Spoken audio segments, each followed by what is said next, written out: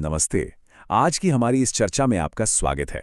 आज हम एक बेहद ही दिलचस्प और गहरी आध्यात्मिक यात्रा पर निकलने वाले हैं। इसे एक पहाड़ की चढ़ाई की तरह सोचिए। एक ऐसा पहाड़ जहां हम ये समझेंगे कि जो परम सत्य है, जो ईश्वर है, साधक असल में उसे पहचानते कैसे हैं। हम सब अध्यात्म के बारे में अक्सर सुनते हैं, लेकिन आज हम बहुत ही आसान तरीके से इस पूरी प्रोसेस को डिकोड करेंगे कि एक साधारण नजरिए से लेकर उस परम सत्य के दर्शन तक की वास्तविक प्रक्रिया आखिर होती क्या है। तो चलिए सीधे मुद्दे पर आते हैं। जरा सोचिए, अगर वो परम सत्ता यानी भगवान अभी इसी वक्त एक साधारण से रूप में हमारे सामने आकर खड़े हो जाएं, तो क्या हम उन्हें पहचान पाएंगे? सुनने में बड़ा आसान सवाल लगता है ना? लेकिन असल में ये आध्यात्मिक दृष्टि की सबसे बड़ी और बुनियादी समस्या है। क्योंकि सच तो ये है कि जब तक हमारे पास वो खास नजर नहीं होगी, तब तक ईश्वर हर जगह मौजूद होकर भी हमारी आंखों से ओझल ही रहेंगे। इस पूरी यात्रा को अच्छे से समझने के लिए हम इन 5 पड़ावों से गुजरेंगे। ईश्वर की पहचान से लेकर दृष्टि का बदलना, शुरुआती साधना के नियम, ज्ञान और भक्ति के अलग अलग रास्ते और आखिर में उस सर्वोच्च शिखर तक जहां सब कुछ एक हो जाता है। ये रोड मैप हमारी इस चढ़ाई को बहुत आसान कर देगा। सबसे पहले बात करते हैं हमारे पहले पड़ाव की, ईश्वर की पहचान और हमारी दृष्टि की जो सबसे बड़ी समस्या है। हम अक्सर कहते हैं ना, कण कण में झांकी भगवान की। इसका सीधा सा मतलब यह है कि इस सृष्टि के हर एक कण में, हर अणु में वो मौजूद हैं। लेकिन यहां प्रॉब्लम उनके ना होने की नहीं है, प्रॉब्लम हमारी आंखों की लिमिटेशन है। इन आम भौतिक आंखों से हम उस झांकी को नहीं देख सकते। इसके लिए हमें एक अलग ही दृष्टि चाहिए, एक बहुत ही सूक्ष्म, ज्ञान और प्रेम से भरी हुई दृष्टि। जब तक वो सूझ वाली आंख नहीं खुलती ना, वो सर्वव्यापी सत्य हमसे अछूता ही रहता है। अब जरा इस फर्क को समझिए, यह बड़ा ही दिलचस्प है। एक तरफ है हमारी आम जिंदगी वाली मायामयी दृष्टि। इससे हम क्या देखते हैं? हमें कोई स्त्री दिखता है, कोई पुरुष, कोई पापी तो कोई संत। मतलब हम सिर्फ बाहरी आवरण या बाहर का कवर देखते हैं। लेकिन दूसरी तरफ है दिव्य दृष्टि। जब ये दृष्टि खुलती है ना, तो ये सारे बाहरी फर्क एकदम से गायब हो जाते हैं। तब हर इंसान, हर जीव में सिर्फ और सिर्फ वो एक ही परम तत्व दिखाई देने लगता है। कमाल की बात है ना? इस बात को एक बहुत ही खूबसूरत उदाहरण से समझते हैं। संत नामदेव जी का प्रसंग तो आपने सुना ही होगा। जब उनकी दृष्टि पूरी तरह से पवित्र हो गई, जब उन्हें अपने गुरु से वो सही दिव्य दृष्टि मिल गई, तो उन्हें एक साधारण से कुत्ते के अंदर भी भगवान विट्ठल के दर्शन हो गए।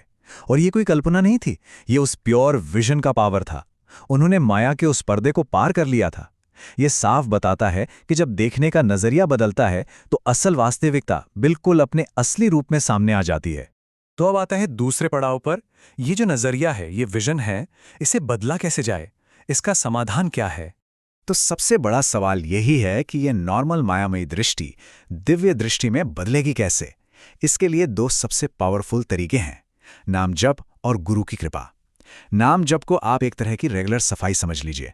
जैसे जैसे हम उस परम सत्य के नाम का स्मरण करते हैं, मन के शीशे से धूल साफ होती जाती है, दृष्टि पवित्र होती जाती है। और इस पूरे प्रोसेस में गुरु की कृपा एक गाइडलाइट की तरह काम करती है। जब ये दोनों चीजें मिलती हैं, तब जाकर वो दिव्य दृष्टि खुलती है और एहसास होता है कि भगवान तो रोज हमारे आसपास ही मौजूद हैं। चलिए अब तीसरे पड़ाव की ओर बढ़ते हैं।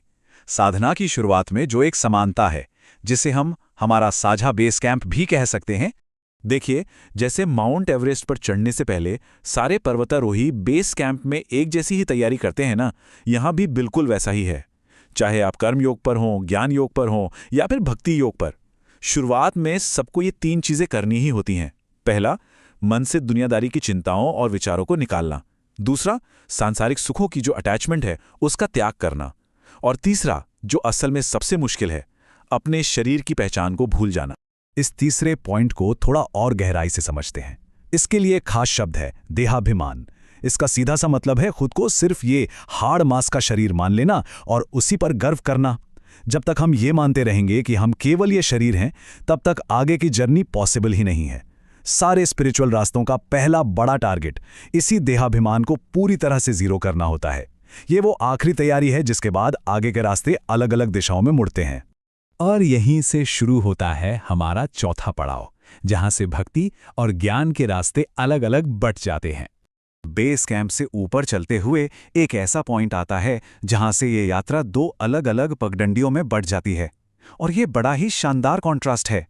ज्ञान मार्ग पर चलने वाला जो साधक है वो सो अहम की फीलिंग में रहता है, मतलब मैं ही वो शुद्ध ब्रह्म हूं।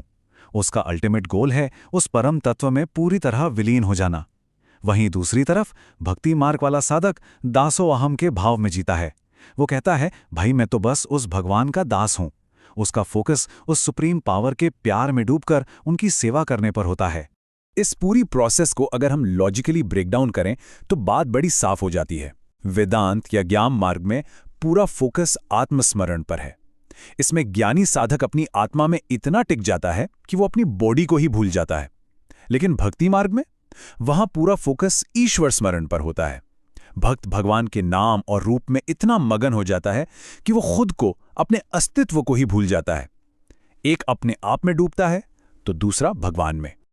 और जब कोई भक्त उस प्यार में पूरी तरह डूब जाता है ना, तो क्या होता है? उसे इन बेहद खूबसूरत शब्दों में पिरोया गया है, एक रहो नंदलाल। इस मोमेंट पर आकर भक्त को कोई होश नहीं रहता कि वो खुद कौन है, दुनिया क्या है, माया क्या है या समय क्या हो रहा है। उसके लिए बस और बस उसके आराध्य रह जाते हैं। उसका अपना पूरा अस्तित्व उस दिव्य प्यार के समंदर में, मान लीजिए, एकदम घुल जाता है। अब हम पहुंच गए हैं अपने 5वें और आखिरी पड़ाव पर, यानी पहाड़ का वो शिखर जहां सब कुछ एक हो जाता है। तो यहां सबसे बड़ी बात समझने वाली ये है कि भले ही नीचे से दोनों रास्ते एकदम अलग दिखते हों, लेकिन टॉप पर पहुंचकर डेस्टिनेशन बिल्कुल एक ही है। वो ज्ञानी जिसे आत्मा या ब्रह्म के रूप में अनुभव करता है, उसी सेम एनर्जी को भक्त राम, श्याम या शिव मानकर प्यार करता है। इस सर्वोच्च शिखर पर पहुंचने के बाद कोई द्वैत या अलगाव नहीं रहता, कोई दूसरा बचता ही नहीं, सब कुछ एक हो जाता है। आज के इस कमाल की चर्चा को समेटते हुए आइए एक पल के लिए रुकें और खुद से जुड़ें। हमने ईश्वर की दृष्टि, ज्ञान और भक्ति के रास्तों को बहुत करीब से समझा, लेकिन आज, अभी हमारी अपनी दृष्टि कैसी है? क्या हम सिर्फ इस उलझी हुई बाहरी दुनिया को देख रहे हैं, या हम हर चीज में उस सर्वव्यापी तत्व को खोजने की कोशिश कर रहे हैं? ये एक ऐसा सवाल है जो हमें हर रोज खुद से पूछना चाहिए, क्योंकि असली आध्यात्मिक शुरुआत इसी सवाल से होती है। हमारे साथ इस चर्चा में जुड़ने